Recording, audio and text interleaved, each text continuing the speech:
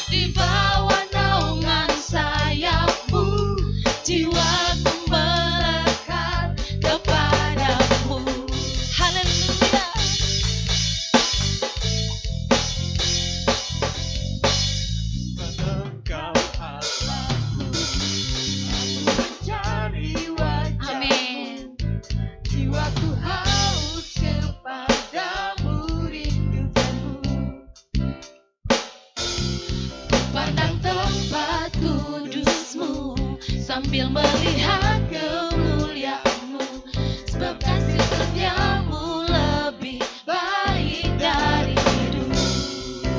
Mari memuji Tuhan. Ku memuji Tuhan seumur hidupku. Dan berikan tanganku demi nama-Mu. Sungguh Kau telah menjadi penolongku, di bawah naungan sayap-Mu, jiwaku melekat kepadamu.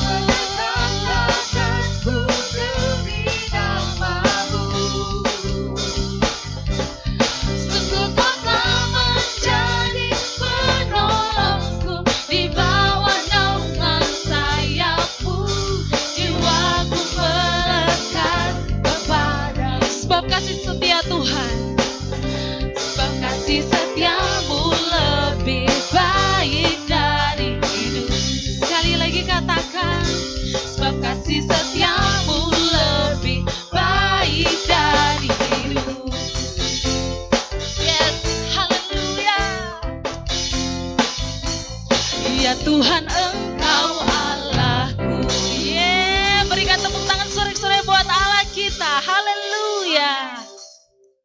Amin.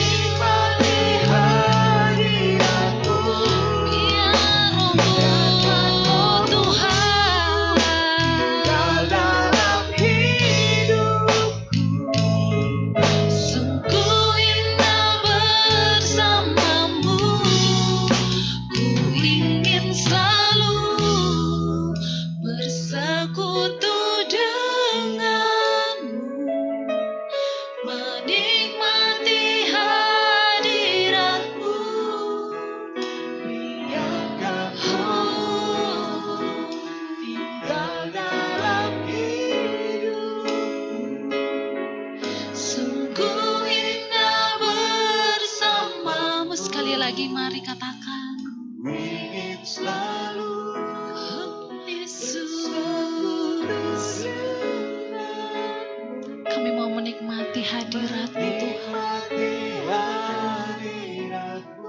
Yes. Biarkan Roh-Mu tinggal dalam hidupku. Sungguh indah bersama selamanya Tuhan. Selamanya. Sungguh indah bersama-Mu. Yesus Tuhan. Kami mau selalu bersama-Mu. Selalu bersama-Mu, Yesus.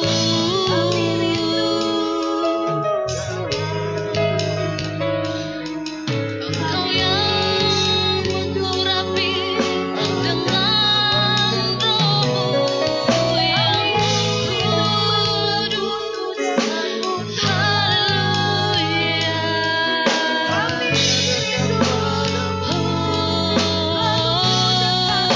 Mari sembah Dia lebih lagi.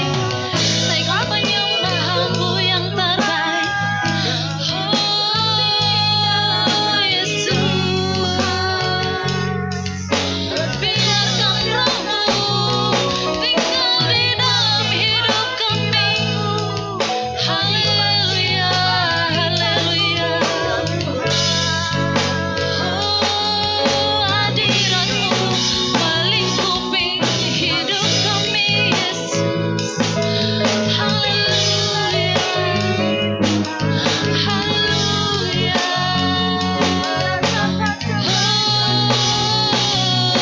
Terima kasih Tuhan. Terima kasih Yesus.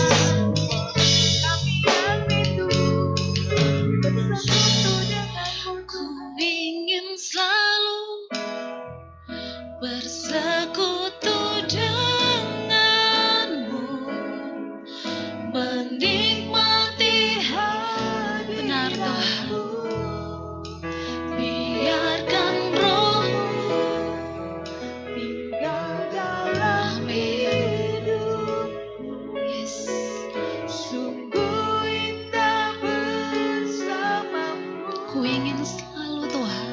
Ku ingin selalu bersekutu dengan-Mu, menikmati hadirat-Mu. Biarkan Roh-Mu tinggal dalam hidupku. Sungguh indah bersama. Para Bapak Ibu yang di rumah lebih dahsyat lagi katakan. Bersekutu dengan-Mu, menikmati hadirat-Mu. Biarkan Roh-Mu tinggal dalam hidupku. Sungguh indah bersama-Mu selamanya.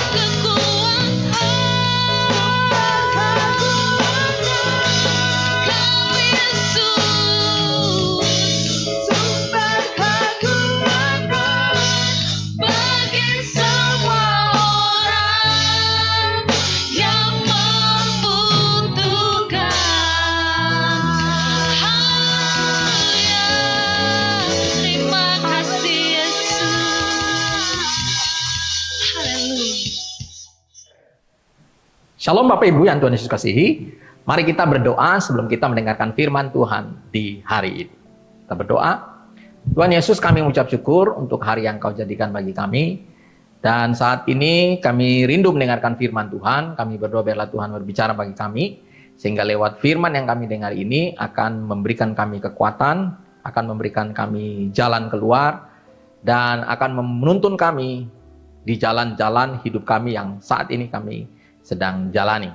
Kami berdoa minta Roh Kudus memberkati kami, menolong kami supaya kami memahami apa yang Tuhan inginkan dalam hidup kami. Terima kasih Tuhan, kami juga buka hati kami untuk menerima kebenaran firman Tuhan di saat ini. Urapi kami semua, urapi juga hamba-Mu. Di dalam nama Tuhan Yesus kami berdoa. Haleluya. Amin. Kali lagi, shalom Bapak Ibu, saya berharap kita semua dalam keadaan yang luar biasa, keadaan yang baik-baik, dan keadaan yang dilindungi dan diberkati oleh Tuhan.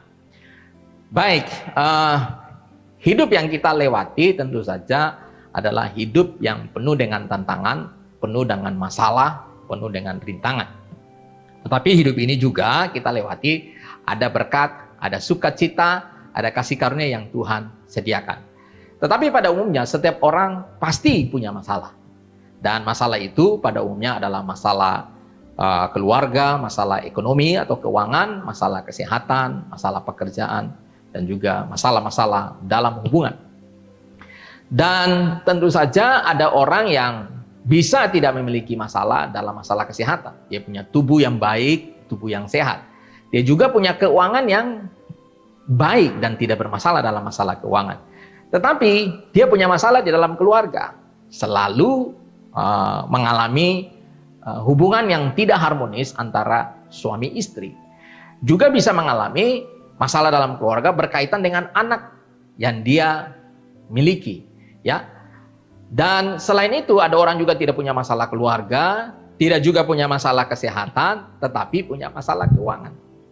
Demikian pun juga ada orang tidak punya masalah keuangan, tidak punya masalah keluarga, tapi punya masalah di dalam masalah kesehatan. Dia memiliki penyakit yang membuat dia takut atau gelisah, khawatir tentang penyakit yang dia miliki. Dan dengan demikian tentu saja setiap orang pasti punya masalah. Dia bisa terlepas dari satu masalah, tetapi dia tidak terlepas dari masalah yang lain. Baik, dan semua orang yang memiliki masalah tersebut, dan ketika dia jalani secara terus-menerus, masalah berulang-ulang terjadi dalam hidupnya, maka dia akan memiliki kekuatan yang terkuras, ya, akibat masalah-masalah tersebut. Dan ini menyebabkan dia letih lesu.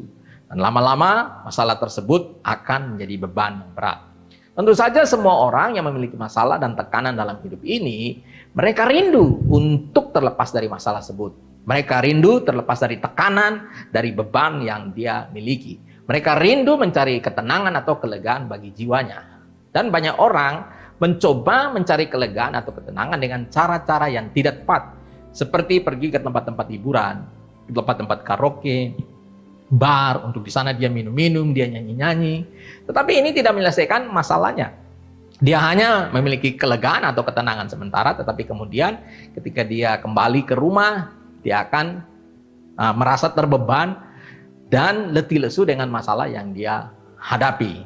Sementara itu ada orang mencoba juga mencari ketenangan dengan menonton film ke bioskop, shopping ke mall, main game, pergi mancing di laut, dan berbagai macam cara ditempuh orang. Tetapi ini tidak memberikan kelegaan sejati dalam hidupnya. Hari ini kita akan belajar bagaimanakah kita menemukan kelegaan yang sejati di dalam hidup kita, agar ketika kita mengalami beban, kita mengalami masalah, tetapi kita tetap masih bisa menemukan kelegaan di dalam hidup kita. Mari saja kita membaca firman Tuhan di dalam Matius pasal 11 ayat 25 sampai ayat yang ke-30. Matius pasal 11 ayat 25 sampai 30, demikian firman Tuhan.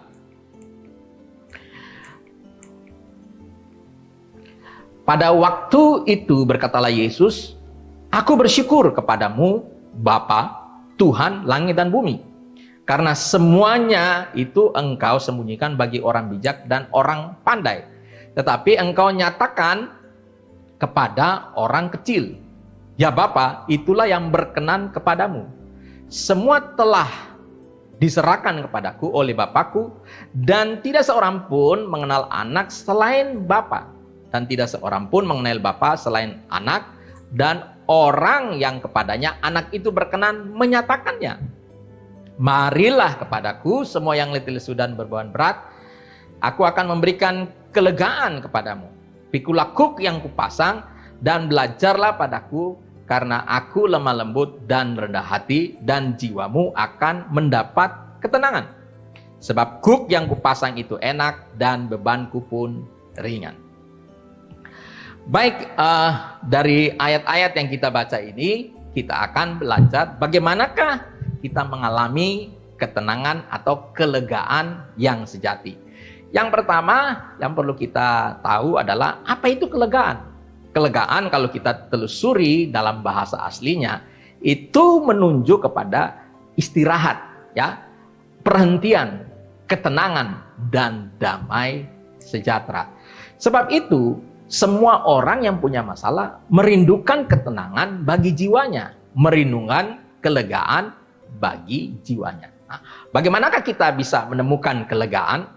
Nah, menurut ayat-ayat yang kita baca ini, kita akan belajar beberapa hal bagaimana kita menemukan kelegaan di dalam hidup kita. Yang pertama adalah datang kepada Yesus.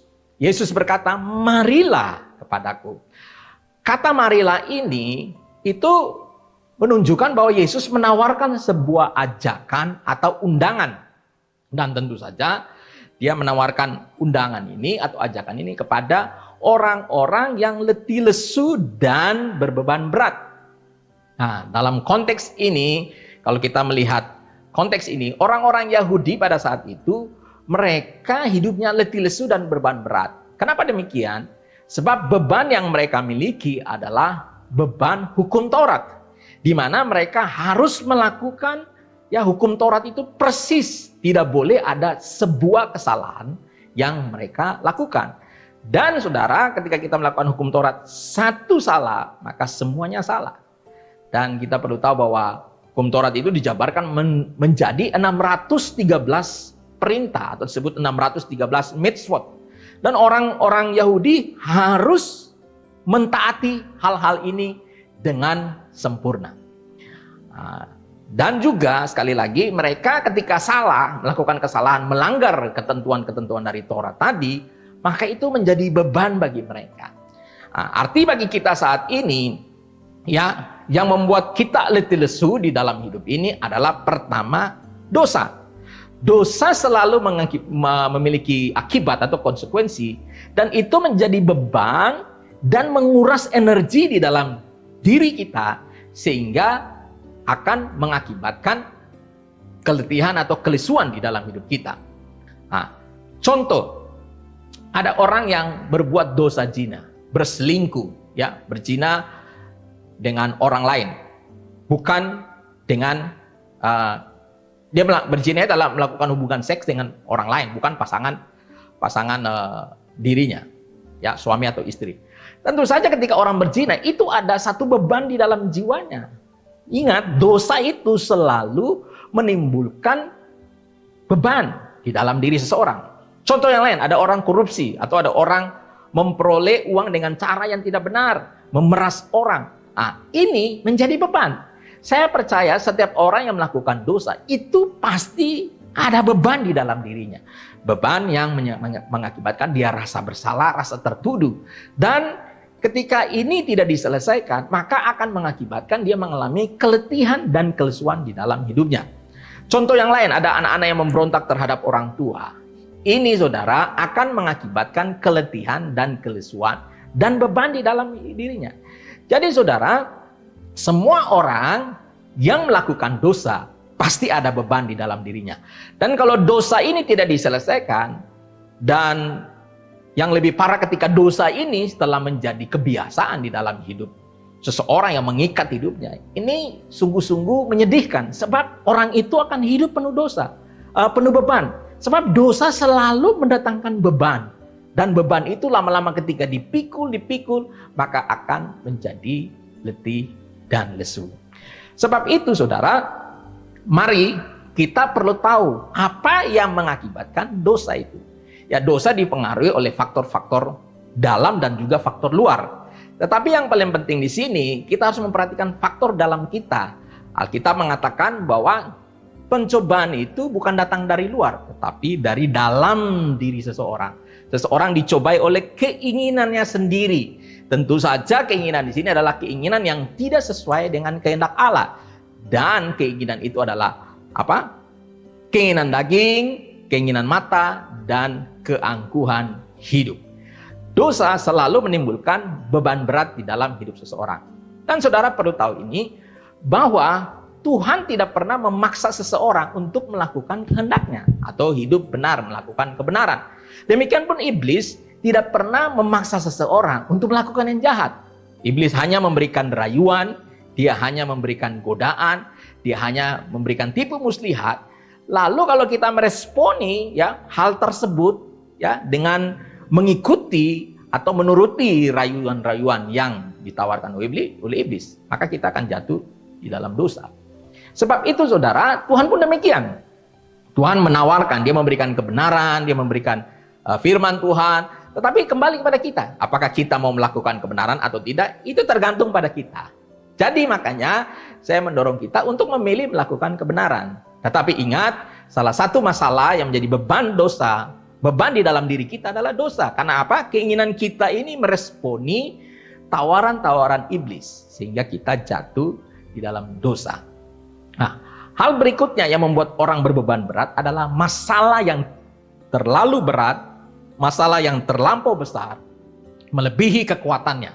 Ini yang membuat orang menjadi terbeban dan menjadi letih lesu. Nah, bagi kita yang sedang mengalami keadaan demikian, Tuhan Yesus memberikan tawaran, Tuhan Yesus memberikan ajakan, marilah kepadaku semua yang letih lesu dan beban berat.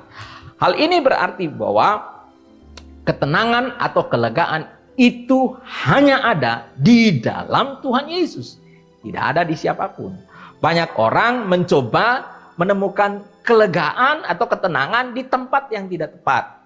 Kelegaan dan ketenangan yang sejati tidak ditemukan pada kekayaan, pada gelar, pada jabatan, pada pangkat, atau pada hal apapun dan siapapun. Untuk itu saudara, respon yang kita harus berikan kepada Yesus di dalam hal ini untuk menemukan kelegaan, datang kepadanya. Mari kita datang kepadanya. Kalau saudara punya dosa, maka kita harus minta ampun atas dosa tersebut. Dan selain minta ampun, kita harus berusaha untuk memperbaiki diri, untuk berusaha tidak melakukan dosa itu lagi. Selain itu saudara, kita datang kepada Tuhan juga dengan satu kerinduan, kita ingin mengalami satu perubahan seperti yang Tuhan mau. Satu kerinduan yang kuat untuk mengalami perubahan. Kemudian kita datang kepada Tuhan, kita menyerahkan seluruh persoalan, seluruh masalah-masalah yang kita hadapi. Serahkanlah ke dalam tangan Tuhan. Mari kita datang dalam doa, kita cari Tuhan sungguh-sungguh, kita berserah kepada Dia. Cari Dia, ya, naikkan pujian penyembahan, belajar firman, sampai kita akan benar-benar menemukan kelegaan di dalam Kristus.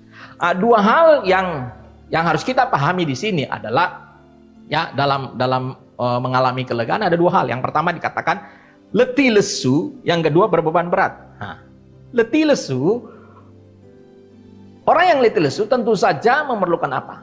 Memerlukan istirahat. Ketika Anda kerja, Anda lelah, Anda capek, Anda membutuhkan istirahat. Anda membutuhkan ketenangan, Anda tidur sebentar, Anda tenang, tubuh Anda beristirahat, dan kemudian ketika Anda bangun, kekuatan Anda diperbaharui, atau juga dengan Anda makan. Sedangkan orang juga yang berbeban berat, punya beban yang berat, dia juga perlu istirahat, atau dia juga memerlukan bebannya dilepaskan daripada dirinya. Dan hal ini perlu kita sadari bahwa ketika orang letih lesu, yang dia perlukan adalah kekuatannya dibaharui. Dan kita perlu tahu bahwa semua orang pasti punya beban, punya masalah. Jadi seandainya seorang yang letih lesu, karena dia capek sekali, karena dia sudah kehilangan kekuatan, banyak kekuatan di dalam dirinya, Ketika dia disuruh mengangkat benda yang mungkin beratnya 5 kilogram, dia tidak sanggup. Kenapa? Karena dia letih lesu. Jadi orang yang letih lesu ini perlu dibaharui kekuatan. Kalau orang kekuatannya dibaharui, dia menjadi kuat kembali. Mungkin beban yang 5 kilo itu akan sangat ringan karena dia sudah pulih. Bahkan beban 50 kilo pun dia akan sanggup pikul. Kenapa? Karena dia memiliki kekuatan. Sebab itu ketika kita datang kepada Yesus, saudara, ketika kita cari Tuhan, janji Tuhan adalah kekuatan kita akan dibaharui. Makanya saudara, kita perlu datang kepada Tuhan supaya kekuatan rohani kita dibaharui di hadirat Tuhan. Firman Tuhan berkata dalam Yesaya pasal 30 ayat 15, Yesaya 30 ayat 15 berkata bahwa sebab beginilah firman Tuhan, Allah yang Maha Kudus, Allah Israel, dengan bertobat dan tinggal tenang dan tinggal diam, kamu akan diselamatkan. Dalam tinggal tenang dan percaya terletak kekuatanmu. Di sini perlu kita sadari bahwa kita tenang di hadirat Tuhan itu akan memperbaharui kekuatan kita. Bahkan di dalam Yesaya 40 ayat 28 sampai ayat yang ke-31 berkata demikian, tidakkah kau tahu dan kau dengar, Tuhan ialah Allah kekal yang menciptakan bumi dari ujung ke ujung. Ia tidak menjadi lelah dan tidak menjadi lesu. Tidak terduga pengertiannya. Dia memberikan kekuatan kepada yang lelah, dia dan menambahkan semangat kepada yang tiada berdaya. Orang-orang muda menjadi lelah dan lesu dan teruna-teruna jatuh tersandung. Tetapi orang-orang yang menanti-nantikan Tuhan mendapat kekuatan baru. Mereka seumpama Raja Wali yang naik terbang dengan kekuatan sayapnya. Mereka berlari dan tidak menjadi lesu. Mereka berjalan dan tidak menjadi lelah. Dari ayat-ayat yang kita baca ini, kita menemukan bahwa Tuhan itu tidak pernah capek, Tuhan tidak pernah lelah. Makanya ketika kita datang kepada Tuhan, Dia memberikan kekuatan kepada yang lelah. Dia memberikan kekuatan dan kepada orang yang letih lesu. Dan Bapak Ibu yang Tuhan Yesus kasihi, ketika kita menanti-nantikan Tuhan, kekuatan kita akan dibaharui. Dikatakan bahwa anak-anak muda, ya, teruna-teruna itu anak-anak muda, mereka itu kuat. Tetapi orang yang menanti-nantikan Tuhan akan lebih kuat dari mereka. Sebab kekuatan yang diperoleh dalam menanti-nantikan Tuhan itu kekuatan yang luar biasa. Sebab itu mari kita cari Tuhan sungguh-sungguh. Mari kita bangun hubungan dengan Tuhan lebih sungguh-sungguh. Kita menanti-nantikan Tuhan, kita berdoa, kita memuji menyembah Dia di dalam hadiratnya. Kita pasti menemukan kelegaan, kita pasti menemukan kekuatan, kita pasti menemukan damai sejahtera. Sebab itu Bapak Ibu, mari justru ketika kita punya masalah banyak, mari kita datang cari Tuhan. Kita menanti-nantikan Tuhan. Dan orang menanti-nantikan Tuhan akan mendapat kekuatan baru. Dan kekuatan yang dia dapati, dikatakan dalam firman Tuhan, bahwa mereka berlari, tidak menjadi lesu, dan mereka berjalan, tidak menjadi lelah. Kekuatan seperti apakah ini? Ya, bukankah orang semakin berlari, semakin lelah? Orang berjalan semakin lesu, semakin lama? Tetapi di sini dikatakan berbeda. Orang menanti-nantikan Tuhan, mereka berlari tetapi tidak menjadi lesu, mereka berjalan tetapi tidak menjadi lelah. Karena kenapa? Karena sumber kekuatan kita adalah Tuhan. Dan Tuhan itu tidak pernah lelah, Dia tidak pernah capek, Dia punya kekuatan yang berlimpah-limpah dan Dia berikan kepada orang-orang yang mengasihi Dia. Karena itu mari Bapak Ibu datang cari Tuhan. Luangkan waktu setiap hari, cari wajahnya, bangun hubungan dengan Tuhan. Apapun yang terjadi, masalah yang saudara hadapi, segala sesuatu yang saudara hadapi, saat ini kekecewaan yang saudara hadapi, tidak boleh merusak hubungan saudara dengan Tuhan. Amin. Karena itu marilah datang kepada Yesus, bangun hubungan dengan Dia.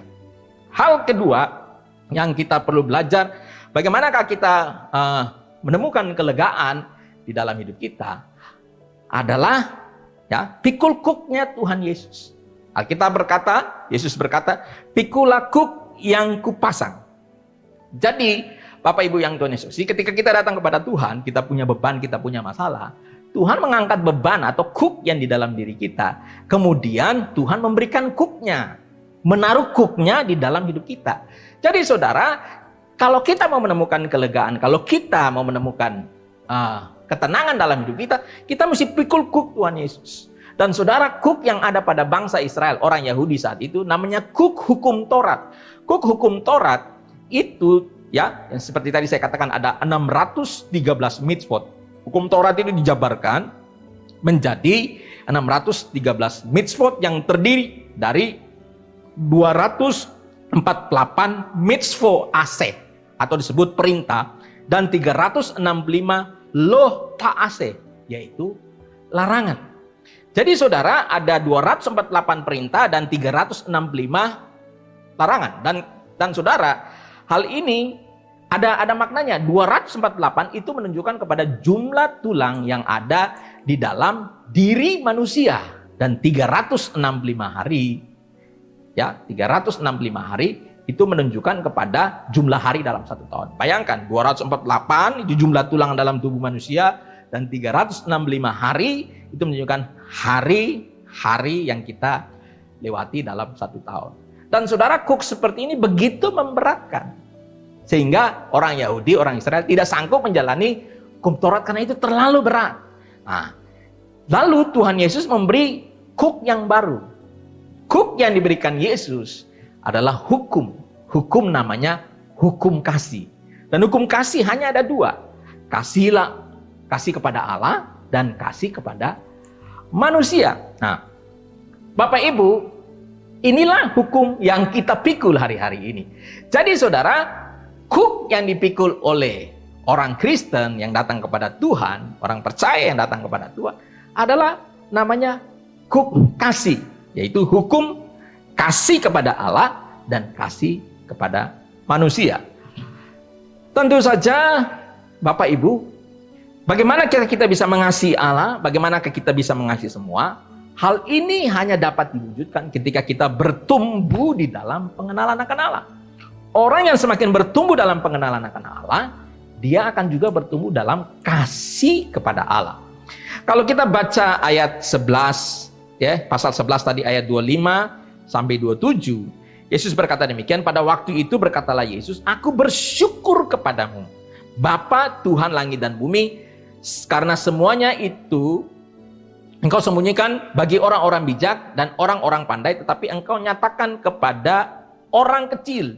Ya Bapa, itulah yang berkenan kepadamu. Semua telah diserahkan kepadaku oleh Bapakku, dan tidak seorang pun mengenal anak selain Bapa, dan tidak seorang pun mengenal Bapa selain anak, dan orang yang kepadanya anak itu berkenan menyatakannya. Nah, di sini luar biasa. Jadi saudara, kita akan bisa memahami, mengasihi Allah dan mengasihi sesama adalah ketika kita mengenal Allah. Dan di sini saudara, salah satu sikap yang perlu dimiliki, ya, di mana orang mengalami pengenalan akan Allah, itu adalah disebut seperti orang kecil. Nah, jadi di sini kita bisa melihat bahwa Tuhan tidak menyatakan kepada semua orang pengenalan akan dirinya. Hanya kepada orang-orang kecil dia berkenan dan menyatakannya. Orang-orang yang merasa diri bijak pandai, Tuhan tidak, ya, menyatakan pengenalan akan dirinya kepada mereka. Nah, sekarang kita pelajari orang-orang kecil ini apa? Orang-orang kecil di dalam bahasa Yunani adalah nepios. Nepios ini menunjukkan anak-anak di bawah umur 7 tahun. Kalau sekarang ini kita kenal anak-anak balita di bawah 5 tahun. Tapi saat itu yang berlaku di dalam kebiasaan atau tradisi orang Yahudi yaitu anak-anak di bawah 7 tahun. Nah, anak-anak 7 tahun ini adalah anak-anak yang memiliki pemikiran yang sederhana, yang tidak banyak berbicara. Jadi saudara, orang yang memiliki sifat nepios ini, orang biasa yang memiliki pemikiran sederhana, yang tidak macam-macam, yang tidak menganggap diri hebat, tetapi memiliki kerendahan hati, kepada orang-orang inilah Yesus berkenan menyatakan pengenalan akan Allah. Jadi saudara, ya, orang-orang yang merasa diri bijak pandai, merasa diri sudah tahu, mereka sudah tidak memiliki kehausan akan kebenaran, sudah puas dengan kekristenan saat ini, yang merasa, saya sudah tahu, saya tidak perlu baca Alkitab, saya tidak perlu begini, saya tidak perlu belajar lebih lagi. Tentu saja kepada orang-orang seperti ini, Allah tidak akan menyatakan pengenalan akan dirinya. Dan ini sangat berbahaya. Sebab satu hari ketika orang-orang datang menghadap Tuhan, Tuhan berkata demikian, "Enyalah kau, aku tidak mengenal engkau." Ini yang paling berbahaya. Sebab itu kita perlu sekali bertumbuh dalam pengenalan akan Allah. Jadi jangan sombong, jangan rasa diri. Saudara sudah tahu, rohani sudah tinggi, kita sudah begini, sudah begitu, sudah merasa tidak butuh Tuhan, sudah merasa tidak butuh dengar firman Tuhan, sudah merasa tidak butuh banyak hal. Itu salah. Saudara, orang-orang yang kayak begini, itu Tuhan tidak menyatakan dirinya sehingga kita bisa mengenal Dia. Sebab itu, mari kita memiliki hati seperti anak kecil ini, ya, orang kecil, yaitu yang mempunyai pikiran sederhana, yang memiliki kerendahan hati dan juga memiliki sifat yang mau diajar. Nah, ini penting sekali. Jadi, mari dalam hidup kita jangan sombong. Kita perlu merendahkan diri kita perlu bertumbuh dalam kasih. Sebab apa? Sebab kita akan memikul kuk tadi, yaitu kuk kasih, yaitu kasih kepada Allah dan kasih kepada sesama manusia. Kasih kepada Allah dan juga kasih kepada sesama diwujudkan salah satunya dengan tidak melakukan dosa. Sebab dosa itu membuktikan bahwa seseorang tidak mengasihi Allah dan juga tidak mengasihi sesama manusia. Nah, sehingga saudara, kita perlu belajar satu prinsip yang dimiliki oleh Yusuf, ya, ketika mengalami godaan istri Potifar yang berhari-hari menggoda dia, mengajak dia untuk tidur bersama dengan istri Potifar tadi. Tetapi saudara, Yusuf menolak hal itu. Bayangkan, berkali-kali Yusuf digoda berhari-hari, tapi Yusuf sanggup menolak godaan tersebut. Kenapa demikian? Sebab ini prinsip yang dimiliki oleh Yusuf.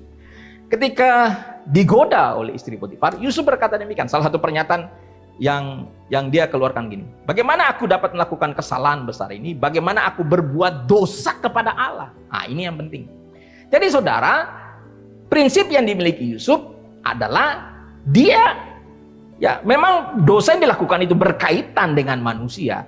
Ya, tentu saja kalau dia berzina dengan istri Potifar, dia akan memiliki perasaan bersalah dengan Potifar, ya, tentu saja.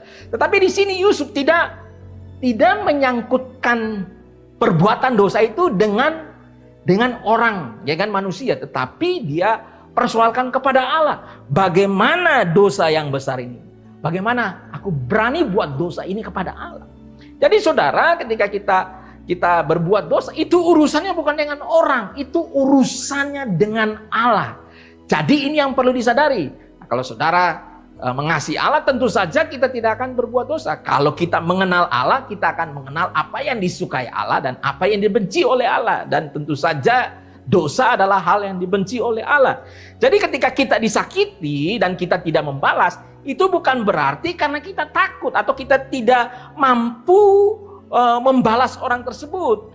Tetapi di sini masalahnya, karena ini urusan kita dengan Tuhan, bukan urusan dengan orang yang menyakiti kita. Karena kalau kita membalas orang itu, kita berurusan dengan Allah, bukan berurusan dengan orang itu. Jadi ketika saudara, kenapa kita tidak boleh korupsi? Bukan karena kita mencuri uang perusahaan, bukan karena perusahaan atau kantor pemerintahan yang kita ambil, tapi saudara, kita berurusan dengan Allah. Kenapa kita tidak boleh melakukan dosa-dosa? Itu karena urusannya dengan Tuhan. Nah, kesadaran akan hal ini yang perlu kita kembangkan di dalam diri kita. Pengertian ini yang harus kita tumbuhkan di dalam hidup kita. Dan saudara, orang-orang yang bertumbuh dalam pengenalan akan Allah tidak mungkin malas, tidak mungkin malas. Dia akan jadi orang yang rajin, dia akan jadi orang yang bertanggung jawab, dan dia akan menjadi orang yang tidak berbuat jahat kepada sesamanya, yang tidak memiliki niat jahat kepada sesamanya. Karena itu, mari Bapak Ibu, inilah kuk yang kita pikul. Kuk Yesus Kristus, yaitu kuk kasih. Kasih kepada Allah dan kasih kepada sesama. Itu poin yang kedua, pikulah kuk Tuhan Yesus. Yang ketiga, bagaimana kita menemukan kelegaan adalah dengan kita belajar daripada Yesus. Di dalam ayat 29 dan 30 berkata, pikulah kuk yang kupasang dan belajarlah padaku, karena aku lemah lembut dan rendah hati, dan jiwamu akan mendapat ketenangan. Sebab kuk yang kupasang itu enak dan bebanku pun ringan. Nah, di sini kita disuruh belajar sama Tuhan Yesus. Orang yang mau belajar adalah orang yang bersedia diajar, orang yang bersedia dinasihati tentang seluruh hidupnya. Dan saudara, pelajaran yang kita belajar dari Tuhan ini, selain Tuhan mengajar lewat firman-Nya, Tuhan juga mengajar lewat pengalaman-pengalaman kejadian-kejadian, peristiwa-peristiwa yang terjadi dalam hidup kita. Sebab itu saudara, Tuhan selalu membuat situasi-situasi tertentu supaya kita belajar daripada Tuhan. Supaya kita bisa dinasehati oleh Tuhan. Sebab seringkali manusia itu keras kepala. Sudah dinasihati oleh istrinya, sudah dinasihati oleh suaminya, sudah dinasihati oleh orang tuanya, sudah dinasihati oleh temannya, sudah dinasihati oleh bosnya, pemimpinnya, sudah dinasihati oleh pendeta, tetap keras kepala dan tidak mau mengikuti apa yang Tuhan mau. Ya, lalu apa yang Tuhan lakukan? Tuhan membuat situasi-situasi, peristiwa-peristiwa yang membuat dia sadar. Dan kadang peristiwa-peristiwa tersebut adalah peristiwa-peristiwa yang tidak menyenangkan. Kalau orang sudah sakit dulu, baru tahu bahwa merokok itu merusak kesehatan, bahwa minuman keras itu tidak bagus. Kalau orang sudah kena penyakit AIDS dulu, baru sadar bahwa berzina itu dosa. Masakan harus dalam kondisi demikian baru kita sadar, baru kita mau belajar, baru kita mau dinasihati. Tentu saja, mari saya berdoa bagi kita semua, kita tidak perlu peristiwa-peristiwa demikian yang membuat kita mau belajar atau mau dinasihati oleh Tuhan. Karena itu Bapak Ibu, mari buka diri kita, buka hati kita jadi seperti anak kecil tadi ya, anak kecil di bawah umur 7 tahun tadi, di mana kita belajar untuk rendah hati. Apapun yang Tuhan mau kita ikuti. Apa yang Tuhan inginkan, kita bersedia melakukannya. Haleluya. Sebab itu mari belajar pada Tuhan Yesus. Sebab Tuhan Yesus itu rendah hati dan lemah lembut. Ini adalah dua sifat yang luar biasa yang dimiliki oleh Tuhan Yesus. Saudara, kalau kita belajar Alkitab, bagaimana Yesus ya mengajar murid-muridnya, itu menunjukkan bahwa Yesus memiliki sifat rendah hati dan lemah lembut. Contoh, saudara, Yesus pilih murid-murid bukan orang-orang yang hebat, bukan orang-orang kaya, bukan orang-orang terhormat, tapi nelayan-nelayan, saudara, orang-orang yang saat itu punya ya adalah pekerjaan yang kurang berharga. Pemungut cukai menjadi murid-muridnya dia. Jadi Bapak Ibu, dia ya memilih orang-orang tersebut. Ini menunjukkan kerendahan hatinya. Dan di dalam pelayanan Yesus, Yesus mencuci kaki murid-muridnya. Ini luar biasa. Itu menunjukkan bahwa dia rendah hati. Selain itu saudara, Yesus lemah lembut ya. Artinya ia sabar dengan murid-muridnya. Kita tahu bahwa murid-muridnya ini kadang-kadang keras kepala, dikasih tahu tidak mau sadar, dikasih tahu tetap keras kepala. Di sini saudara, Yesus dengan sabar mengajar berulang-ulang muridnya. Dia menuntun murid-muridnya berulang-ulang. Ya. Karena memang untuk mengalami perubahan itu tidak mudah. Yesus menginginkan perubahan dalam diri murid-muridnya, tapi mereka tidak mengalami perubahan. Ya, dia tahu mereka punya banyak kelemahan, punya banyak keterbatasan, tetapi dia tetap sabar. Di dalam hal ini pun kita diajar oleh Tuhan. Kita diajar oleh Tuhan ya dengan rendah hati dan kelemah lembutan ini miliki. Saudara, bukankah kita sering keras kepala kepada Tuhan, tapi Tuhan tetap lemah lembut, dia sabar dengan kita. Dia tetap rendah hati. Kadang-kadang dia dia menerima kita apa adanya, dia memeluk kita kembali ketika kita jatuh, dia mengangkat kita kembali ketika kita jatuh. Dan Bapak Ibu, ini menunjukkan bahwa Yesus itu luar biasa dalam mengajar kita. Dan saudara, selanjutnya dikatakan bahwa sebab kuk yang kupasang ini enak dan bebanku pun ringan. Dikatakan bahwa kuk itu enak dan beban ringan. Mengapa enak dan ringan? Bapak Ibu, kita perlu memahami bahwa kuk itu dipasang kepada 2 ekor binatang biasanya, entah itu kuda, entah itu lembu atau sapi, dipasang, dan ini biasa digunakan dalam menarik kereta atau gerobak dan juga dalam membajak sawah atau ladang ya. Dan saudara, kita perlu tahu bahwa kuk itu dipasang pada 2 hewan, pasang kuk supaya melakukan satu tugas. Kenapa ringan dan enak? Sebab saudara, salah satu lembu atau sapi ya dari 2 ekor sapi itu adalah Tuhan Yesus. Tuhan Yesus sapinya, kita Tuhan Yesus adalah sapi senior, kita sapi junior. Di mana di situ ditaruh kuk itu, ya kuk itu adalah bagaimana mengasihi Allah dan mengasihi manusia. Yesus bilang belajar daripadanya, sebab dalam hidupnya dia telah belajar mempraktikkan 2 hal ini. Di dalam hidupnya Yesus telah belajar bagaimana mengasihi Allah mengasihi Bapa dan bagaimana dia mengasihi manusia. Nah, jadi saudara, ini akan jadi ringan. Karena kenapa? Karena cooknya itu satunya Tuhan yang pikul. Artinya kita selalu akan dituntun oleh Tuhan dalam kehidupan kita sehari-hari dalam memikul cook kasih tersebut. Ada Tuhan yang pikul bersama-sama dengan kita. Artinya di sini Tuhan akan menuntun kita ketika kita mengalami persoalan-persoalan dalam hidup, kita mengalami beban dalam hidup, Tuhan akan ajar bagaimana mengasihi Allah dan bagaimana mengasihi manusia. Dan tentu saja di sini Tuhan Yesus telah memberi contoh teladan di dalam hidupnya.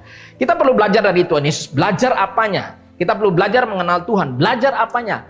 Bukan hanya mengenal namanya. Banyak orang mengenal Tuhan hanya mengenal namanya. Ketika ditanya, apakah kamu kenal Tuhan? Kenal. Bagaimana kamu bisa katakan kamu kenal? Sebab saya kenal namanya. Namanya siapa? Yesus. Nah, tentu saja ini tidak cukup, saudara. Saudara, ketika dikatakan mengenal seorang hanya karena namanya, tentu saja itu tidak cukup. Yang perlu kita lakukan adalah bukan hanya mengenal namanya, tapi mengenal pribadinya. Pribadinya itu diwakili oleh apa yang dipikirkannya, apa yang dirasai atau perasaannya, dan bagaimana juga kehendaknya. Ketika kita mengenal Allah, kita perlu mengenal pikiran, perasaan, dan kemauannya. Dan tentu saja tadi di situ Yesus katakan bahwa Yesus ya telah mengenal Allah. Tidak ada seorang pun yang mengenal Bapa selain anak.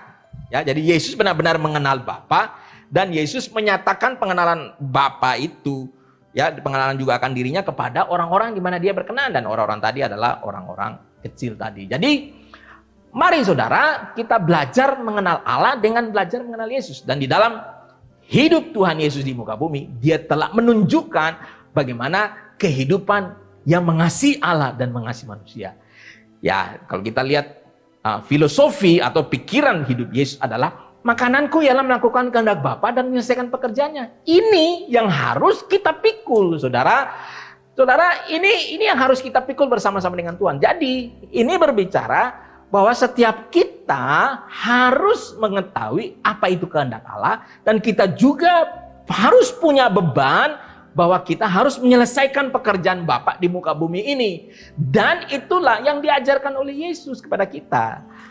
Kadang-kadang di dalam menjalani kehidupan mengenal kehendak Bapa, mengasihi Bapa, bagaimana hidup tidak berbuat dosa, bagaimana mengambil bagian di dalam pekerjaan Tuhan untuk membantu menyelesaikan pekerjaan Tuhan di muka bumi ini, kita ditolong oleh Tuhan. Tuhan akan tunjukkan begini caranya, begini caranya. Sebab dia adalah sapi senior yang menuntun kita sehingga beban kita pun itu ringan.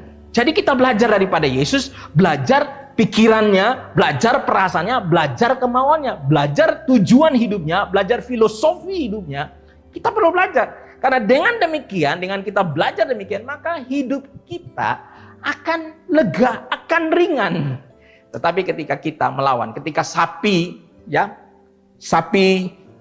dua ekor sapi tadi yang memikul kuk tadi, ketika sapi senior itu mengarahkan untuk jalan belok kanan, tetapi sapi junior mencoba jalan ke kiri, maka itu tentu saja akan menyakiti sapi junior tersebut. Sebab itu kita harus mengikuti kemana tuntunan dan pimpinan dari sapi senior ini. Itu pemahaman yang kita miliki. Sebab itu Bapak Ibu, mari kita belajar ikut Tuhan. Ketika kita belajar ikut Tuhan, dia akan menuntun kita di dalam menyelesaikan masalah-masalah yang kita hadapi di muka bumi ini. Yang berikutnya saudara, kenapa beban itu ringan dan enak? Sebab gini, ketika kita selalu berjalan bersama Tuhan, ketika kita selalu belajar dari Tuhan, maka selalu ada kasih karunia, selalu ada anugerah di dalamnya. Justru orang-orang yang coba keluar dari Tuhan, dia tidak menerima anugerah ketika dia mengandalkan kekuatan sendiri, ketika dia tidak bersandar pada Tuhan. Justru itulah yang menjadi beban. Tapi ketika selama kita belajar dari Tuhan Yesus, selama kita berjalan bersama Yesus, beban yang kita pikul itu enak dan ringan, sebab Tuhan selalu menyediakan kasih karunia, Tuhan selalu menyediakan anugerah bagi kita semua. Amin. Ya, puji Tuhan Bapak Ibu. Jadi mari saudara, kita ikut Tuhan. Dengan kita taat pada Tuhan, dengan kita melakukan kehendak Tuhan, justru hidup kita lebih ringan. Hidup kita akan menemukan kelegaan dan ketenangan. Bagaimana Rasul Paulus menyatakan bahwa beban yang ringan, penderitaan yang ringan yang dia alami. Itu tentu saja pandangan itu, pemahaman itu datang karena Paulus berjalan bersama dengan Tuhan. Dia belajar daripada Tuhan. Dia memiliki tujuan hidup hanya untuk menyenangkan Allah, hanya untuk berkenan kepada Allah. Jadi kalau orang punya tujuan hidup yang lain di luar hanya untuk menyenangkan Allah, maka saudara, hidup yang saudara jalani akan menjadi beban yang berat dan akan membuat saudara letih lesu. Tetapi ketika saudara fokusnya hanya untuk memuliakan Allah, menyenangkan Allah di dalam seluruh hidup saudara, maka saudara akan bisa memikul semua beban, dan beban itu pun ringan. Karena kenapa? Karena Yesus berjalan bersama-sama dengan kita berjalan bersama-sama dengan Yesus, kita belajar daripada Yesus, dan ada kasih karunia, anugerah yang selalu berlimpah-limpah dalam hidup kita. Karena itu bagaimanakah kita menemukan kelegaan? Datang pada Yesus, yang kedua pikul kuk Tuhan Yesus, dan ketiga belajar dari Tuhan Yesus. Amin. Mari kita berdoa. Bapa, kami bersyukur saat ini, terima kasih untuk kebenaran firman-Mu. Biarlah kami semua semakin bertumbuh dalam pengenalan akan Tuhan di dalam setiap hidup kami. Kami berdoa kalau saat ini kami memiliki beban berat dan letih lesu kepada Tuhan di dalam hidup kami. Makanya kami datang kepada Tuhan, Tuhan ampuni segala dosa-dosa kami, dan Tuhan baharui hidup kami. Dan kami percaya ketika kami belajar untuk berjalan menjalani hidup ini dengan kami belajar dari Tuhan Yesus, maka kami akan dapat menanggung semua perkara, dapat menanggung semua beban di dalam hidup kami. Sebab Tuhan selalu memberikan kekuatan kepada kami, selalu tersedia anugerah kasih karunia kepada kami. Terima kasih Tuhan Yesus. Kami berdoa saat ini, kami menyerahkan hidup kami ke dalam tangan Tuhan. Biarlah Tuhan memproses hidup kami, membawa hidup kami berubah dari hari lepas hari, sehingga hidup kami menjadi orang-orang yang berkenan, orang-orang yang menyenangkan hati Tuhan. Terima kasih Bapa. Kami berdoa saat ini satu hati bagi Indonesia, kami berdoa bagi pemerintah kami, bagi Presiden kami Jokowi, juga dengan seluruh jajaran menteri dan seluruh aparat pemerintahan, supaya bisa bergandengan tangan, bersatu hati, berjalan bersama-sama dalam menyelesaikan masalah pandemi COVID-19 ini. Di dalam nama Tuhan Yesus, kami juga berdoa khususnya bagi Jayapura. Kami berdoa supaya Tuhan tolong kota kami, supaya kota kami dipulihkan dan dibebaskan daripada masalah COVID-19 ini Tuhan. Kami berdoa supaya Tuhan juga menolong orang-orang, supaya mereka juga memiliki kesadaran untuk menjaga diri dan juga menjaga orang lain. Terima kasih Tuhan Yesus. Berkati pemerintah kota Jayapura, berkati pemerintah Provinsi Papua.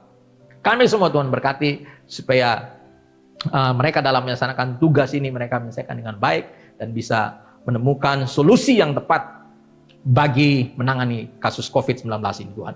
Kami berdoa bagi petugas medis, bagi dokter, perawat, Tuhan lindungi mereka, Tuhan pakai mereka, dan Tuhan tolong mereka, sehingga mereka bisa melaksanakan tugas mereka dengan benar, dengan baik. Juga kami berdoa untuk pasien-pasien yang sedang dirawat, supaya Tuhan tolong, Tuhan menyembuhkan mereka, Tuhan memberikan kekuatan kepada mereka, Tuhan tingkatkan imun dalam tubuh mereka, Tuhan berikan damai sejahtera, sukacita di dalam diri mereka, sehingga mereka pun akan sembuh dengan sempurna. Terima kasih Tuhan Yesus, terima kasih. Kami juga serahkan juga pelayanan di gereja ini, biar lewat pelayanan ibadah online kami semakin menjangkau banyak orang dan semakin menjadi berkat bagi banyak orang. Terima kasih Bapa, kami mengucap syukur di hari ini. Dan kami juga akan memberikan persembahan, berkati persembahan kami, dan berkati semua kami yang memberi. Dan pada akhirnya kami akan menutup ibadah ini, kami mohon berkat daripada-Mu. Mari angkat kedua tangan kita dan terimalah berkat dari Tuhan. Damai sejahtera dari Allah Bapa, kasih karunia dari Tuhan Yesus Kristus dalam persekutuan dengan kuat kuasa Roh Kudus, menyertai kita semua hari ini sampai selama-lamanya. Di dalam nama Tuhan Yesus Kristus kami berdoa. Haleluya. Amin. Puji Tuhan, Bapak Ibu semua, dengan demikian berakhirlah ibadah kita di hari ini, dan kita akan ketemu di minggu depan di channel yang sama dan di waktu yang sama. Tuhan Yesus memberkati kita semua. Haleluya.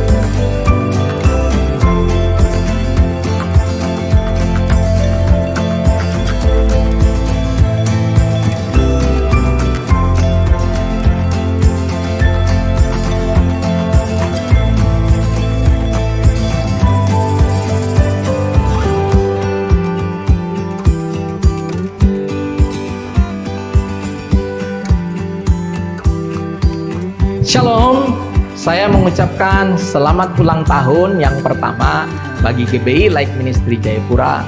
Semoga kita semakin dipakai Tuhan untuk menjadi terang bagi kota ini dan bagi bangsa ini. Tuhan Yesus memberkati.